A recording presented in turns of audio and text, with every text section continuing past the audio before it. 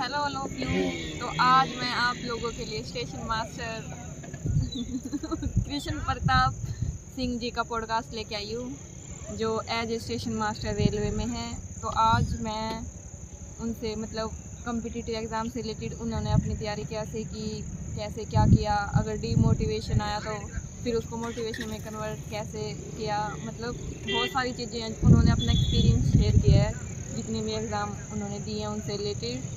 तो I hope आपको ये पॉडकास्ट पसंद आएगा। अगर आपको ये पॉडकास्ट पसंद आया तो मैं आगे फिर अलग अलग लोगों के पॉडकास्ट लेके आऊँगी आप लोगों के लिए। तो बताना आपको पॉडकास्ट कैसा लगा, कमेंट वगैरह करके जाना, जिससे मेरे को मोटिवेशन मिले, हाँ भाई मेरे को और पॉडकास्ट करने चाहिए। तो राम राम सारे ने, और भाई कैसे हो? तो आज मैं पॉडकास्ट करने जा रही हूँ, मेरी ज़िंदगी का पहला पॉडकास्ट, गरीबों का पॉडकास्ट। तो आज मेरे साथ बैठे स्टेशन मास्टर कृष्ण प्रताप जी। तो इनसे मैं कॉम्पिटिटिव एग्ज़ाम के बारे में रिलेटेड कुछ पूछना चाहूँगी, ठीक है? अगर सबने को इन्होंने देखो मेरे बोलने से पहले ही राम राम कर दी, कोई बात नहीं, अच्छी बात है ये। मैं अयोध्या से हूँ इसलिए राम राम की तरह से सबको। तो कहाँ से हैं आप सर? हम तो अयोध्या से हैं। अयोध्या प्रॉपर अयोध्या? जी अयोध्या से ही है, 8-9 किलोमीटर के रेंज में हमारा घर पड़ता है अयोध्या मेन मंदिर से। तो आपका कॉम्पिटिटिव एग्ज़ाम का विचार कैसे आया भाई मन में कि मेरे को कॉम्पिटिटिव लाइन में गवर्नमेंट सेक्टर में जाना था, या किसी ने आपको गाइड किया था, या फिर आपका मन था कि मेरे को जाना है? मेरे यहाँ पहले से ही क्या है कि जो हमारे सीनियर लोग रहे हैं, हमारे भैया वगैरह रहे हैं, और उनसे भी तो तेज बोलो भाई। हाँ, तो जो उनसे भी सीनियर लोग रहे हैं, तो वो लोग पहले से ही कॉम्पिटिटिव एग्ज़ाम की तैयारी कर रहे थे। तो उनसे भी हम लोग जब 9th-10th में पढ़ रहे थे ना, तभी से ये थोड़ा सा मोटिवेशन आने लगा था। और उसके बाद उन लोगों का सिलेक्शन हुआ, कुछ का एयरफोर्स में हुआ, कुछ का नेवी में हुआ, कोई पुलिस में ज्वाइन किया। तो इससे हम लोगों को भी मोटिवेशन मिला इससे, और फिर हमारे भैया ने हमको थोड़ा इसके लिए और ज़्यादा मोटिवेट किया और पढ़ने के लिए गाइड भी किया। तो इससे थोड़ा सा गवर्नमेंट जॉब के लिए हम लोगों का। तो आपने पढ़ने की स्टार्टिंग कहाँ से की थी? पढ़ने की स्टार्टिंग तो हम लोग कोई ऐसे स्पेशल नहीं, बस अपना 10th-12th सब अपने आसपास के स्कूल जो हमारे गांव में और पास के बाज़ार में है वहाँ से हमने किया।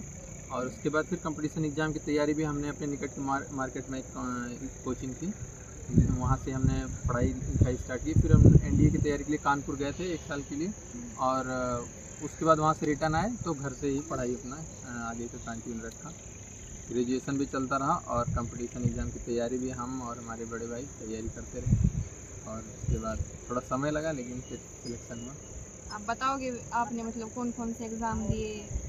एग्ज़ाम तो मैंने ना पहले स्टार्टिंग से तो सारे में, जैसे कि जब तक हम लोग थोड़ा सा है कि जर्नल कास्ट में बड़े जल्दी एज हो जाती है तो डिफेंस सेक्टर में हम लोग जल्दी बाहर हो जाते हैं। तो जैसे मैंने बताया कि मैं पहले एयरफोर्स की तैयारी कानपुर करने गया था, NDA की तैयारी। तो 1 साल तैयारी करने के बाद क्या हुआ, मेरा एडमिट कार्ड ही नहीं आया। उसमें पहले मेरिट बेस्ड आता था, तो एडमिट कार्ड नहीं है, उसकी वजह से मुझे थोड़ा निराशा हुई, फिर घर लौटना पड़ा। तो फिर से मैंने पुलिस की तैयारी की, लेकिन बैड लक रहा, पुलिस में UP उत्तर प्रदेश पुलिस में मेरा सिलेक्शन नहीं हो पाया। और मैंने फिर BSF में भी डाला, उसमें मेरा सिलेक्शन एग्ज़ाम तो मेरा फाइनल हो गया था। फिजिकल भी टेस्ट मैंने क्लियर कर लिया था BSF head constable radio operator का। और उसके बाद मेंस भी दिया, लेकिन मेंस का जो फाइनल रिजल्ट आया, जो फाइनल मेरिट बनती है, उसमें मेरा नहीं हो पाया, तो बहुत दुख हुआ। और SSC GD का भी मैंने एग्ज़ाम क्लियर किया था, उस टाइम 100 में मेरे 90 नंबर थे। तो अच्छा सिलेक्शन पूरा वो था कि अच्छा हो जाएगा, लेकिन फिजिकल में मुझे चोट लग गया रनिंग के टाइम में, तो इसलिए उसमें फिजिकल की वजह से मैं बाहर हुआ। फिर दिल्ली पुलिस में भी मेरा सिलेक्शन हुआ था, उसमें मैं रनिंग में ले गया ही नहीं। तो ऐसे, और उसके पहले मैंने SSC MTS भी क्लियर किया था, लेकिन मेंस में वहाँ भी बाहर हुआ था। ऐसे थोड़े थोड़े नंबर से कई सारे एग्ज़ाम से मैं बाहर होता रहा, लेकिन फाइनली रेलवे में मैंने 2023 में इसका जब रिज़ल्ट आया, मेंस मैं दे रहा हूँ तो 2019 से। उसके बाद फिर 2022 के आसपास इसका मेंस हुआ था रांची में, मेंस का एग्ज़ाम दिया। फिर साइको का टेस्ट फिर से लखनऊ में हुआ, और फाइनल जो रिज़ल्ट आया 2023 में। और 2023 में ही हम लोगों ने फिर से रेलवे की स्टेशन मास्टर की पोस्ट पे ज्वाइनिंग ली। चेन्नई में वेरिफिकेशन हुआ, उसके बाद 3 डिवीज़न अलॉट हुआ, और वहाँ से हम लोगों की जॉब वाली जर्नी शुरू हो गई। हम पॉडकास्ट तो ले रहे हैं, आवाज़ आ रही है क्या हमारी प्रॉपर ठीक ठाक? वो तो वीडियो के बाद पता लगे आ रही है वीडियो, और क्या, और कनेक्ट तो नहीं है। जैसा कि भैया देखो, आप लोगों ने सुना है कि भैया ने कितनी मेहनत की, कितने सारे एग्ज़ाम दिए, फिर भी इन्होंने कभी एग्ज़ाम की तैयारी करना नहीं छोड़ा। तो मैं आपसे ये चीज़ पूछना चाहूँगी, आपका जब फिजिकल था जीडी में, जब आपको था हाँ भाई मेरे 90 नंबर आ गए, अब तो मेरे को गवर्नमेंट जॉब लगने से कोई रोक ही नहीं सकता, जी, बिल्कुल। फिर आपके चोट लग गई, जी, तो फिर उसके बाद कैसा रहा आपका एक्सपीरियंस? उस समय का तो मैं क्या ही बताऊं, बहुत ही ज़्यादा मतलब ऐसा फील हो रहा था कि जैसे ज़िंदगी ख़त्म हो गई है क्योंकि इतना मेहनत करने के बाद ना, मतलब दौड़ बनाना ना 5 किलोमीटर की रेस होती है 24 आवर में, सॉरी 24 मिनट में 5 किलोमीटर दौड़ने रहते हैं, तो उसके लिए भी तो क्योंकि मेरा थोड़ा वेट भी ज़्यादा था, शरीर था, तो दौड़ बनाने के लिए मुझे काफ़ी मेहनत करना पड़ा और मैंने मेहनत किया भी था।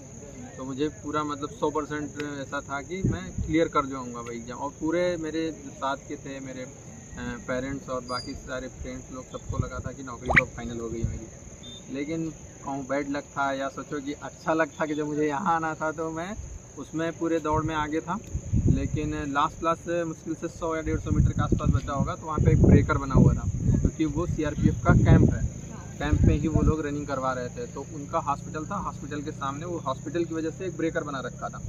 और लास्ट का जब मतलब कि मैंने लगभग 5 किलोमीटर अप्रॉक्सीमेट कंप्लीट कर लिया था, 100-150 मीटर के आसपास रह गया था, तो ऐसी सिचुएशन में पूरा मतलब स्वेटिंग आ जाती है ना चेहरे पे, और सांसें बहुत तेज़ी से चल रही होती हैं, तो मैं ऊपर कर लिया था, तेज़ी से सांस ले रहा था, मुंह से सांस ले रहा था, मुंह खोल के ऊपर मुंह करने की वजह से मैंने नीचे नहीं देखा, एक ब्रेकर आ गया और जब उसमें मेरा पैर फंस गया, मैं गिर पड़ा तेज़ी से दौड़ते वक्त, और लास्ट में पूरी तरीके से बॉडी मतलब थक चुकी होती है 5 किलोमीटर दौड़ने में पूरी रफ्तार से, तो उसकी वजह से मेरे दोनों घुटने में बहुत भयंकर चोट लगी, जिसके बाद मैं उठ नहीं पाया। मुझे थोड़ा कोशिश किया उठने का, लेकिन मैं उठ नहीं पाया, तो वो लोग उठा के हॉस्पिटल में ले गए, डाल दिए, और बाद में मुझे पता चला कि मैंने मतलब मेरा रेस कंप्लीट नहीं हो पाई थी, 5 किलोमीटर से मैं पहले ही गिर गया। इसी कारण भैया रह गए थे देख लो, फिर भी इन्होंने अपना हौसला नहीं छोड़ा। बताओ और कुछ बताओ अपने एक्सपीरियंस से रिलेटेड, जिससे जो आजकल के बच्चे हैं जो तैयारी कर रहे हैं, हमारे छोटे बहन भाई लगा लो, उनके लिए आप क्या कहना चाहोगे कि किस तरीके से तैयारी करनी चाहिए उनको?